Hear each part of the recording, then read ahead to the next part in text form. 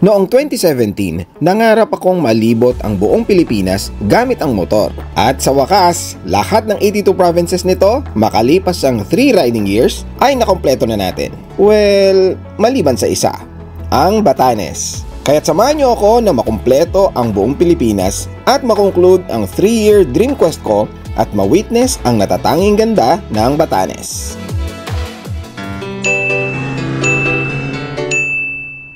Hola motoristas! Dito tayo ngayon sa Terminal 2 with CIC. Morning! May boarding pass na tayo. 5:30 ang boarding time. Tapos yung helmets, definitely check-in nyo dapat yon. 2 helmets namin, check-in namin.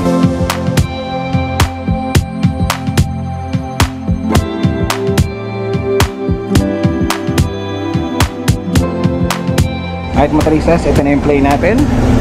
Yan.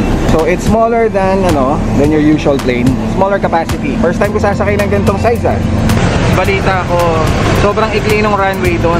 Kaya pag nakapag-land yaw, palakpakan daw. Very thrilling to. Batanes generally has the most expensive domestic flight tickets. Kapresyo na ng ilang tickets papunta sa neighboring Asian countries. We spent this much sa flight namin. Pwede kayong makatsyempo ng mas mababang prices sa mga seat sales, which is bihira. All we can say is, it's worth it. So, if you can see, mas maliit siya. Smaller plane means mas ramdam natin yung turbulence. Mas ramdam natin yung ride. Mas thrilling.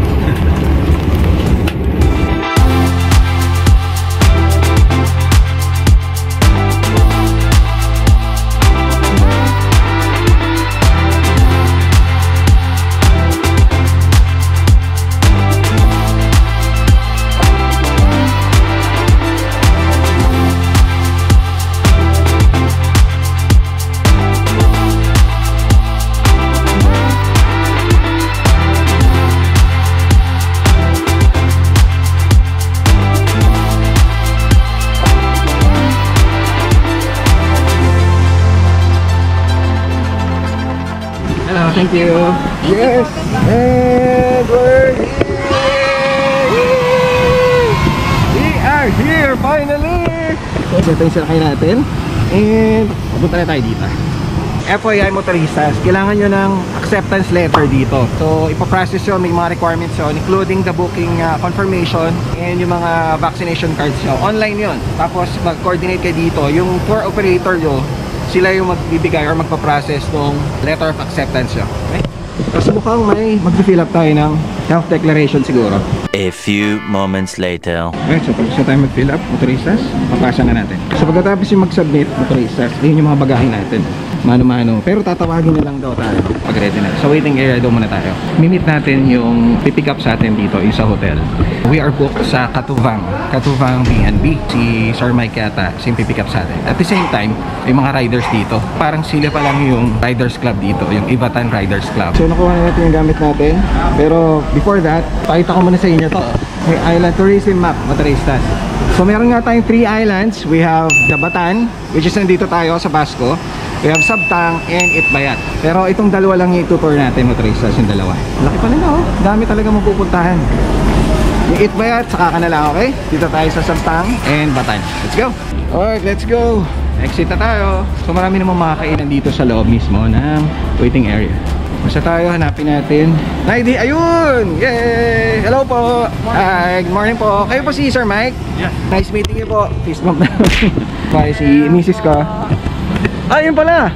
Hi! Salamat, salamat! Thank you! Ito na motoristas. Hello!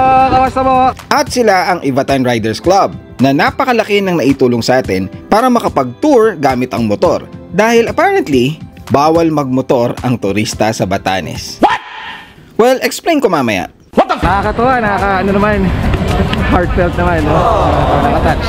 Talagang inabangan tayo dito. Alright, so saan po tayo? Ayun na yung gagamitin na pang tour, no, bossing? Anong tawag sa tricycle na yan?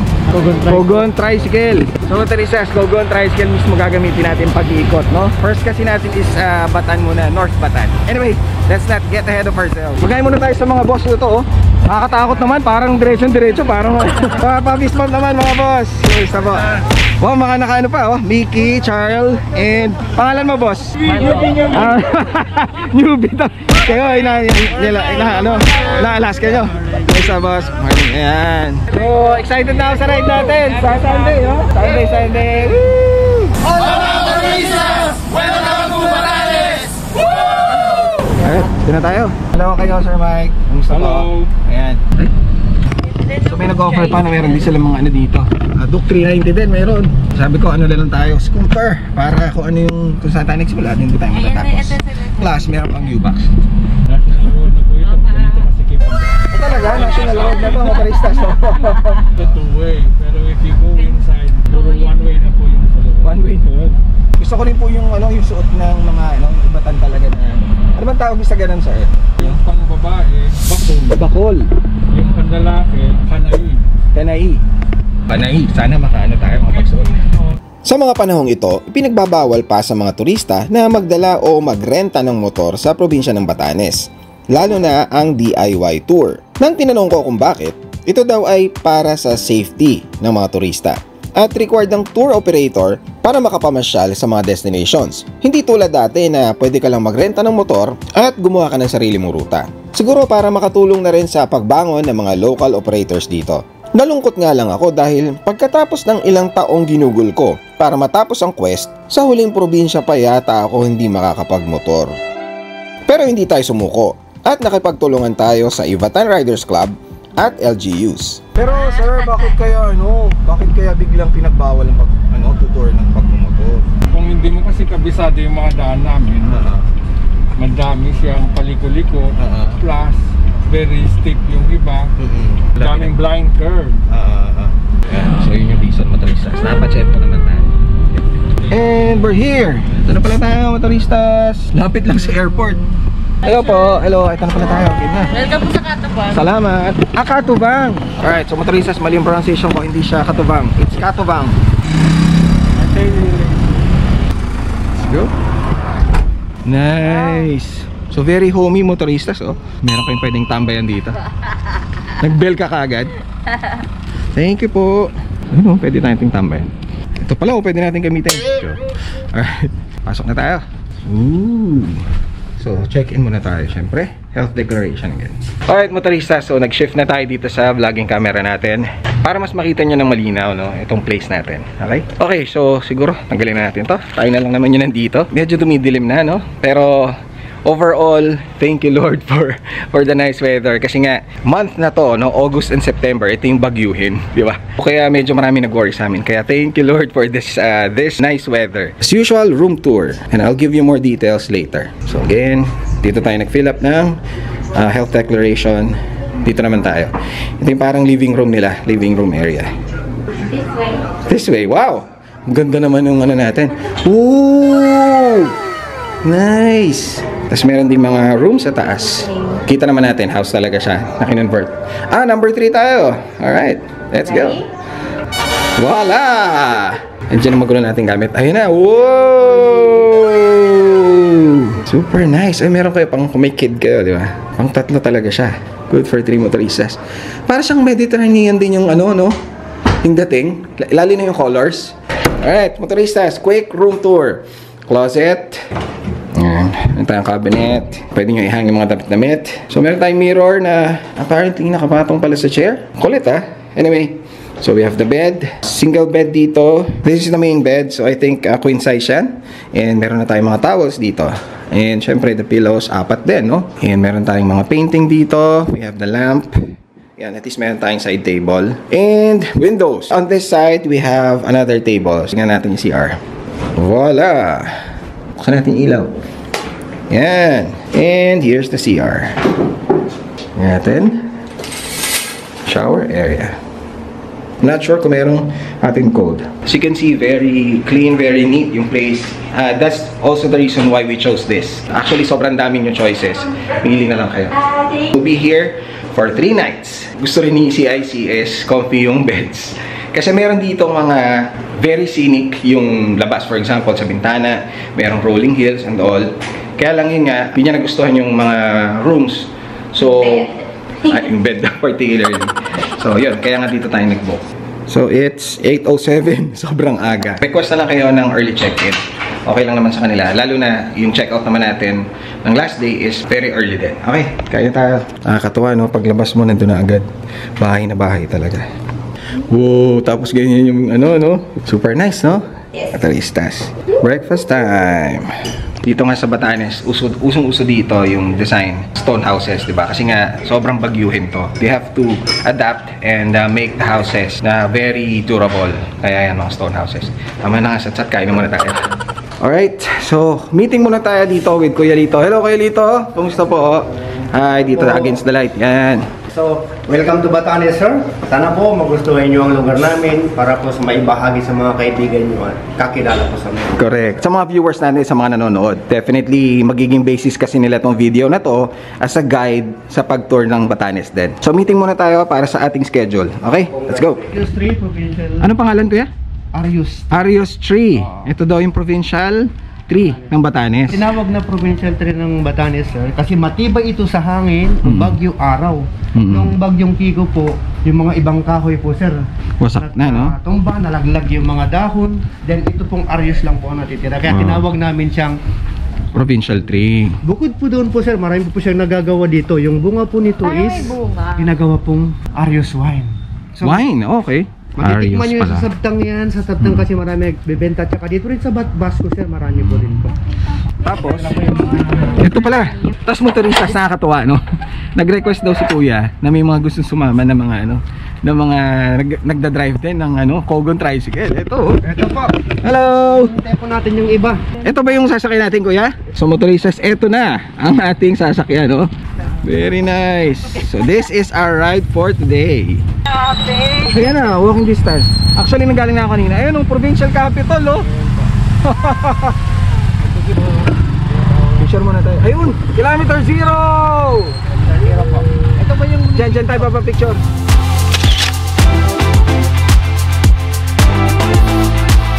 Alright, motoristas, and the tour starts. Ito na tayo ng gamit, syempre mga vlogging gear. First stop, DENR, kasi magsasecure tayo ng permit para sa pagpapalipad ng drone. Medyo masakit sa sa bulsa, pero priceless naman yung drone shots eh. So 5,000 pesos para sa permit, para magpalipad. Para sa inyo yun. Para sa inyo, syempre, basta kayo. Okay, let's go. So from Katubang, inaagad yung munisipyo, and ito agad yung provincial capital.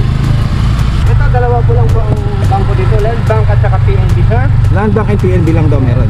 Okay. ATM, meron yan, syempre. Meron po, sir. Cash basis motorista. Anong bundok yan, Kuya? Yung mataas? Kay Baluganan? Ito naman po yung hospital na. General Hospital. Magkakatabi lang. Ang kulit. Motoristas, magiting ko lang ulit. Kaya tayo nakaka-tour ngayon kasi nga hindi pa tayo allowed muna na mag-DIY or mag-motor. Bawal pa actually mag-motor talaga dito. Mag-motor tayo this coming Sunday, di ba? So sa ngayon, at least kasama natin sila Kuya and tour guide para mas ma-document natin mabuti yung mga pupuntahan natin. Okay? So kaya naka-Kogon tricycle muna tayo. Kasi sa Sunday, yun na yung tour talaga on 2 wheels. Okay? Nakupo lang kami. Mas madaling mag-vlog. Let's go! DNR. Ayusin na natin itong permit ng drone. Let's go. Alright, we're done. Thank you. So, tapos na tayo. Nakapagbayad na tayo ng 5,000. Mamaya makukuha natin yung permit. Pero pumayag naman sila kahit receipt. Makapagpalipad na tayo. Okay, let's go! Excited na ako. Alright, so ito na yung tour guide natin. Po ng mountain climber. Hello, Wilbert Gonzales po. Welcome po. Then, Kapyan ko pa ng Diyos. So, Okay. yan yung greetings namin in Ibatan, yung language namin sa Ibatan. Both language and people dito sa Batan, sir, called Ibatan. Northernmost part ng buong Pilipinas. Congratulations. Kung hindi pa naikwento ni Kuya, this is our 81st province. 80 provinces na puntahan ko na. Ito na yung last. Para maging 81! Okay. Meron ano, may audience. Batanes is the northernmost province of the Philippines. Ito rin ang smallest in terms of land area at with the least population. In fact, mas malapit pa ito sa Taiwan kaysa sa main island of Luzon. Binubuo ito ng tatlong main islands which is Batan, kung nasaan tayo ngayon, ang Sabtang, at ang pinakamalayo na Itbayat. Kilala ang probinsyang ito sa napakagagandang rolling hills at rock formations sa paligid ng mga isla. Madalas nga lang itong bagyuhin, kaya't nahirapan din tumubo ang mga ibang halaman at puno sa mga rolling hills na ito. Isa din ito sa safest provinces sa Pilipinas na halos non-existent ang krimen. Marami pa tayong madidiskubre tungkol sa probinsyang ito, kaya huwag niyong kalimutang mag-subscribe. Tapos na tayo sa DNR, may binayan pa pala tayong 50 pesos. Pambi daw, 100 pesos. Punta na tayo ngayon sa ecotourism naman, na fee. Bernat. Magkano yan, boss? 350 po yun sir, 350 po para sa environmental. Per head? Opo. Okay, 350 per head. So, yun. Yung pala yung una yung gagawin. Hindi pala diretso tour. Palipat-lipat kayo, babayaran niya. Okay, next stop natin muna, no? So, pinaplansya muna kasi natin lahat. Bihan! Ito. So, nasa Bihan tayo. This is where we are going to have lunch. So, lunch tayo dito. Ang gagawin kasi natin is magpapareserve na tayo. Papareserve na tayo ng food. Para mamaya pagdaan natin dito, ready na. Ito ang food nila, motoristas. Natakot to si Kuya, baka bigyan daw ako ng ng seafood. Ano pong bestseller? Ito daw yung nila, bestseller. Lunis. Lunis pala. Ito yung lunis kasi niluluto lang doon sa sarili niyang mantika. So hindi ang bulalo kasi na usually, di ba, may sabaw. Ito, dry siya, motorista. Ay, pork to eh. Ito yung bulalo nila. So ito, motorista. So lunis ang tawag pala dito. Yan. So pork naman siya. Dried na ano. Parang ano rin eh. Parang lechon kawali. Parang ganun siguro. Tapos ito, bulalo. Okay. Anong may request na siya? Ano yan? Paco salad. Okay, sure. Favorite ko yan. Whatever you want. Para kay CIC, di ba? Motoristas, ito daw yung main street nila. Ito yung busy street. Busy oh. Sabi ni Kuya, huwag daw tayong umasa na may mahanap tayong mall dito, tsaka fast food. Yung okay, di ba? Probinsya. Tayo sa Petron. Mahal daw yung gas. Tingnan natin kung magkano. What? Mura na yan sir kasi 105 din. Picture tayo sa presyo, motoristas. Lang yan. Nagmura na yan sa lagay na yan. 70 plus na sa Manila, dito 99 pa rin.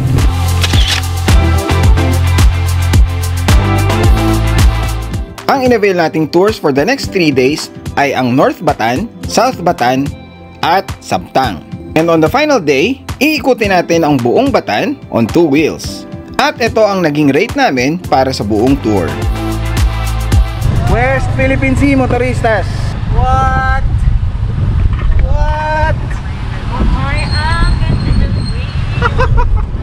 Woo! Welcome to Basco!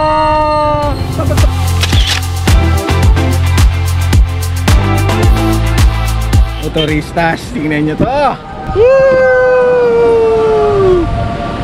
Tingnan nyo yan. Ito daw yung mismo port, no? Main port ng Basco. Sige Kuya. Tapos ito yung Mount Iraya. Ito yung highest peak dito sa Batanes. Mount Iraya? Mount Iraya. Volcano yan. Tapos Volcano. yung taas niya is 1,009 meters 1,009 meters. above sea level. Above Pag inaakyat sea yan, level. 3 to 4 hours.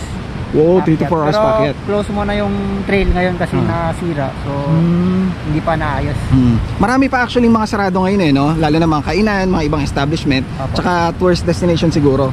So yung mga So, yung open mga lang. tour Yung major, destination, bukas naman na. Bukas na. Okay, good, So, yung good. mga hotels lang na iba. hindi pa- Hotels and mga restaurant siguro. restaurant. So ano, kaya nga sabi nila, laki daw nung epekto nung pandemic kasi nga majority kasi, 'di ba, tourism din, malaki ang portion ng nabibigay na Farm, livelihood. Oo. fisherman. Fishermen, lahat 'yun eh, kaya naapektuhan ng tourism. Okay, anyway, tuloy tayo. Ano pa to? Bali, effect pa to nung nakaraan na bagyo. Ganon? Bakit ano ba usually yan? Dati kalmado lang yan?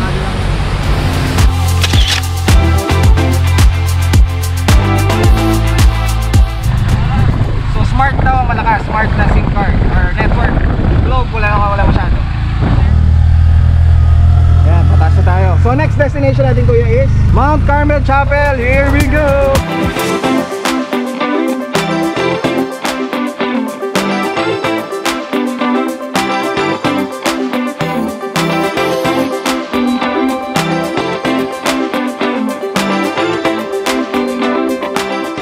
Yung tawag dito is tukon. Tukon. Kasi yung tukon sa Ivatan is ibig sabihin is hill. Tukon. Oo. Tapos yung construction yung Bato-bato oh. bato-bato. Pero hindi ito yung original na pag-construct ng mga Kasi may semento na eh. Yung original to is yung mga mga corals. Okay. Oo, tama. So, Ito na motorista so. Ito yung sabi ko na What?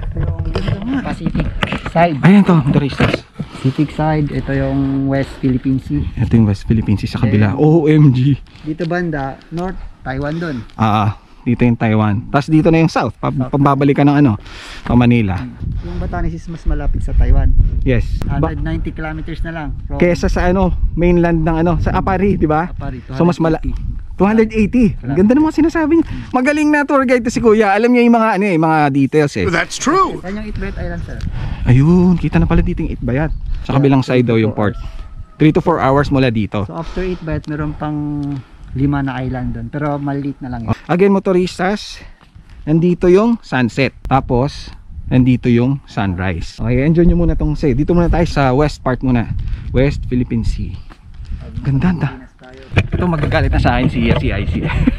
Kasi nga, hindi masyadong ma-enjoy yung tour. Pero, naiintindihan naman niya yan, of course. Ang alam naman niya, aware naman siya na syempre, kasama ko kayo di ba? Kasama namin kayo.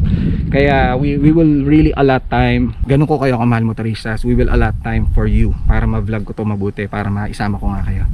Ito motoristas, ang ganda. Yan. So, ito naman yung Pacific na side. Ito motoristas yung church. Ganda, no? Okay, pasok na tayo sa church.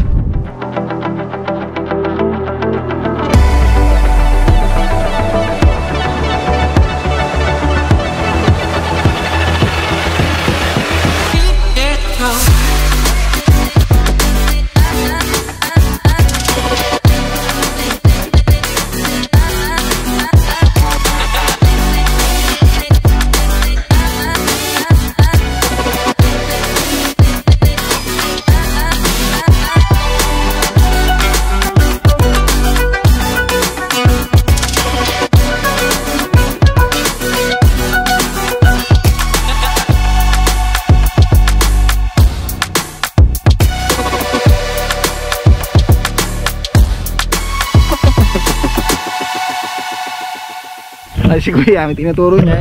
Iikot lang pala daw tayo dito. Doon ang daan natin. Parang paikot natin ganun. Stop tayo doon sa may weather station. Weather station, Pababa doon. Pababa daw tayo doon. Then yung kalsada. Mga farm to market roads yan. Farm to market road na. Paikot doon. Then mararating natin yung Boulder Beach dyan. Boulder Beach. Yan. Yun. Tapos labas tayo ng airport. Labas daw ng airport. Okay. So tapos na kami motoristas. Yung view. So, bumili kami sa tindahan ng 2 mineral water. Tapos pagtatawag ka pala, ang tao po sa atin, sa kanila ay juice. Juice, pabili ng juice. Parang gano'n, so juice, di ba? Yung normal. Parang hi hello na rin. So yun, pag bibili kayo dito, juice. Juice, parang ayun, sign of respect na rin daw yun sa may-ari. So, tapos na tayo sa Mount Carmel. Dito na raw tayo sa wow! Dito na tayo sa scenic road, scenic view. Let's go. Weather station naman. What? What? Grabe to. So ito yung nakita natin sa drone. Wow! Woo! Yan ang sabi ko sa motoristas yun. Papunta na yun south. Yung mga nakikita yung mga boundaries, yung mga squares na yun. Yun daw, sabi nga ni Kuya, yun daw yung mga divisions ng mga lupa. Tapos, yung mga halaman na yun, they serve as windbreakers na para sa mga crops. Para pag malakas ang hangin, hindi sila madamage masyado. There's nothing left for us to say, 'cause we see through. There's nothing left for us to say, 'cause we see through. 'Cause we see through.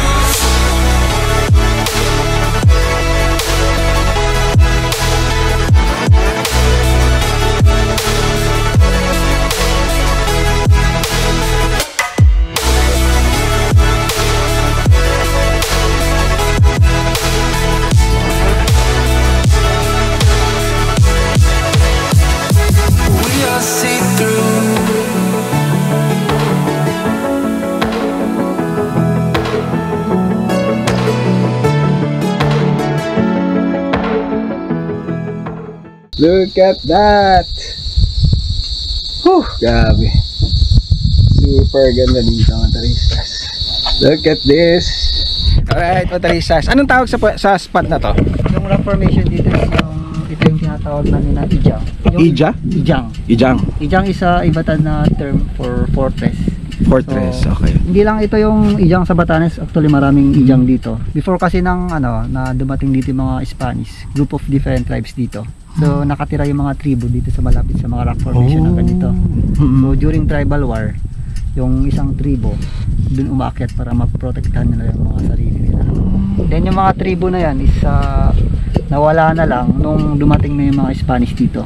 Medyo late na rin na napunta dito yung mga Spanish kasi di ba dumating sila 1500s. 1521, oo.